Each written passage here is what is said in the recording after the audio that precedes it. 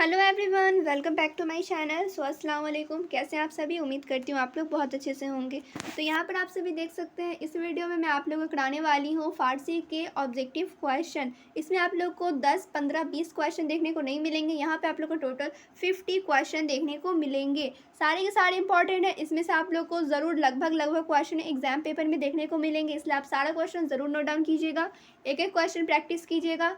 आप लोग नोट नहीं भी कर रहे हो तो 2-3 बार वीडियो को एक बार प्ले कर लीजिए, समझ लीजिए, सुन लीजिए, सब याद हो जाएगा। क्लियर? तो यहाँ से मैं इसलिए लिखी हूँ आएगा तो यहीं से, बिकॉज आएगा तो यहीं से ही। ठीक है, चलिए वीडियो को शुरू करती हूँ।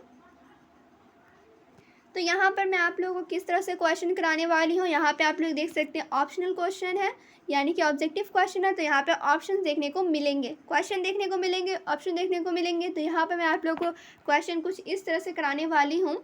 क्वेश्चन आप लोग को मैं बताऊंगी, उसके डायरेक्ट आंसर बताऊंगी। आप लोग यहाँ पे ऑप्शन देख के समझ सकते हैं, क्योंकि मुझे नहीं लगता ज़रूरी है ऑप्शन बताना, बिकॉज एक क्वेश्चन तो नहीं करा रही मैं, 10 क्वेश्चन 20 क्वेश्चन तो नहीं करा रही, 50 क्वेश्चन करा रही हूँ। सबका ऑप्शंस ले लेके नाम बोल बोल के पढ़ाना, सो वीडियो बहुत ज़्यादा लंबी हो जाएगी। यहाँ पे मुझे आप लोग को नंबर ऑफ़ क्वांटिटी ज़्यादा देना है, क्वेश्चन का क्वांटिटी ज़्यादा देना है, इसी वजह से मुझे क्वेश्चन उसके डायरेक्ट आंसर बतानी पड़ेगी। क्लियर? तो यहाँ पे आप लोग सबसे पहला देखिए क्वेश्चन नंबर 1, शादी का असल नाम क्या था? तो यहाँ पे आप लोग का हो जाएगा करेक्ट आंसर ए, मसरूफ़ुद्दीन। फिर देखिए सेकेंड क्वेश्चन, दूसरा सवाल, शेख सादी कहाँ पैदा हुए? तो यहाँ पे आप लोग का हो जाएगा शेख सादी तेहरान में पैदा हुए, ऑप्शन डी करेक्ट।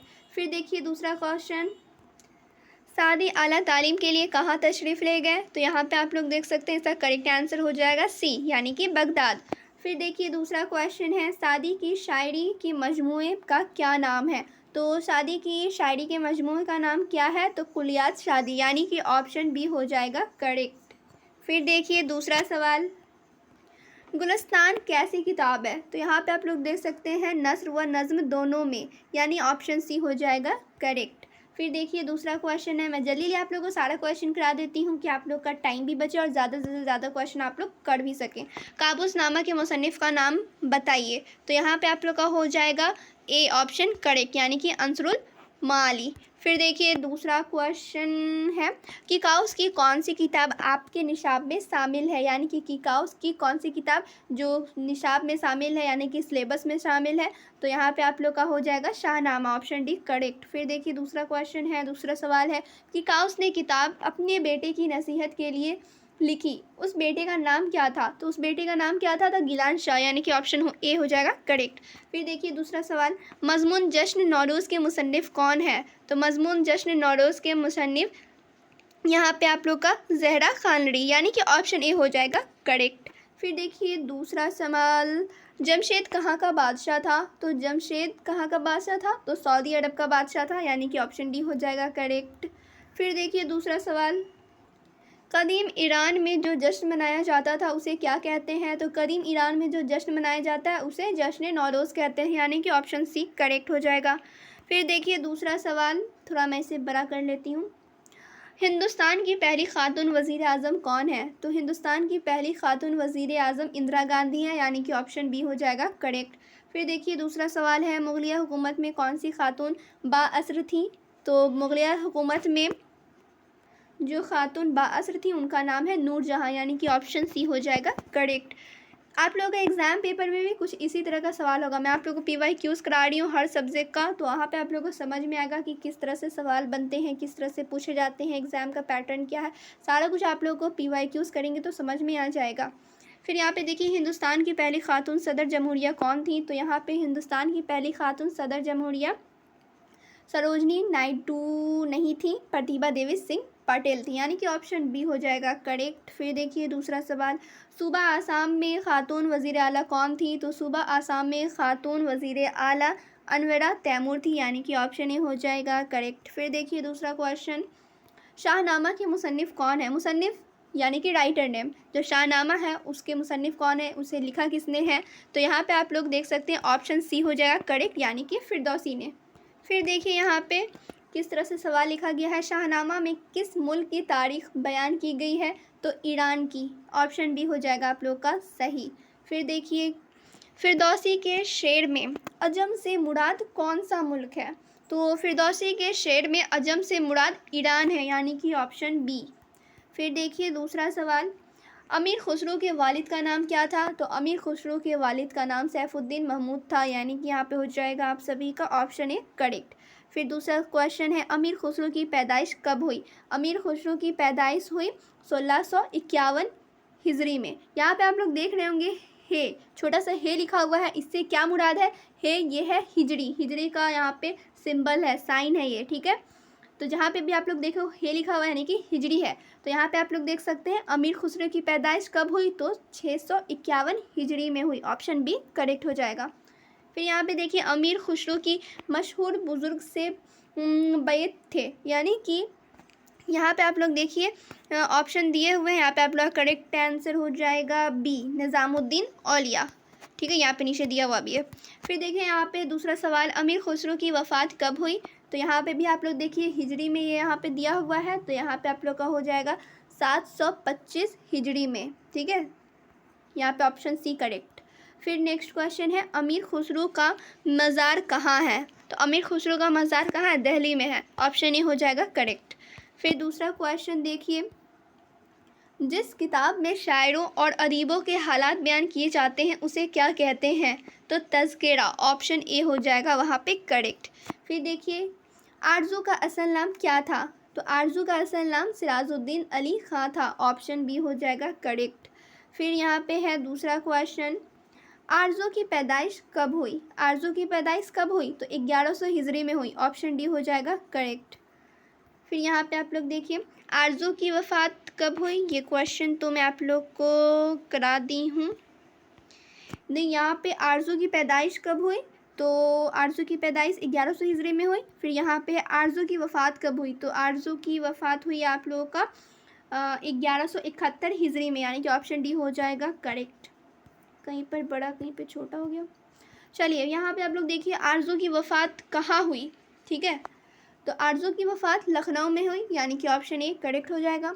आरज़ू कहाँ दफन किए गए? आरज़ू कहाँ दफन किए गए? दिल्ली में, ऑप्शन ए हो जाएगा करेक्ट। फिर देखिए दूसरा सवाल, आरज़ू ने कुल कितनी किताबें यादगार छोड़े?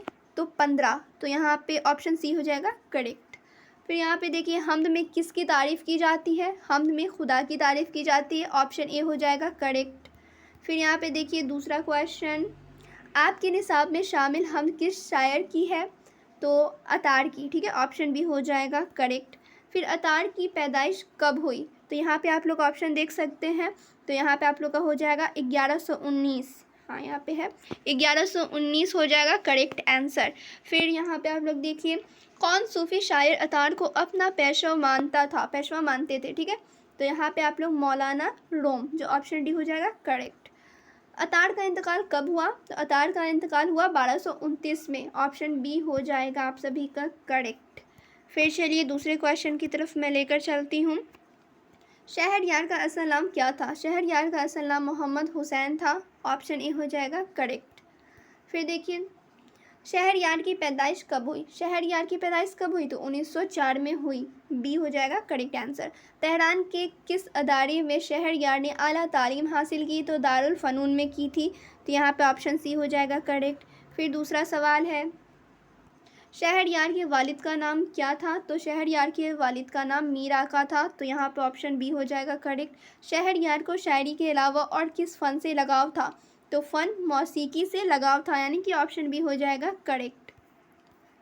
फिर देखिए यहाँ पे नस्र फुलवारी का असल नाम क्या था? तो नस्र फुलवारी का असल नाम शाह मोहम्मद अली था, तो यहाँ पे आप लोग देख सकते हैं ऑप्शन ए हो जाएगा करेक्ट।